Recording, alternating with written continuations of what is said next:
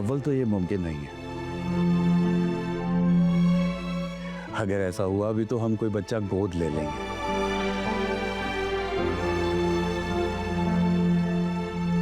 हाँ, ऐसा कर सकते हैं, बच्चा गोद ले सकते हैं। पर इब्राहिम, उसमें तुम्हारी खुशबू नहीं आएगी। कीतियारा, तुम पागल हो।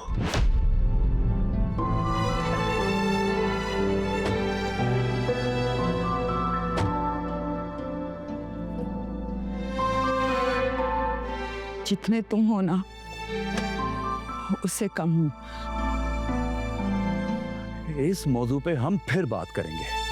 अभी तुम अपने होश में नहीं हो कीतियारा।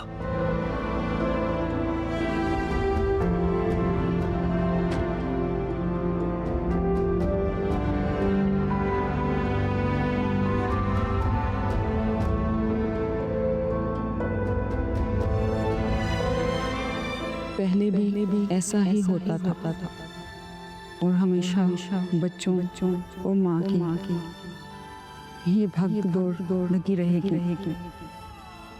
मगर मुझे ज्यादा महसूस होने लगी है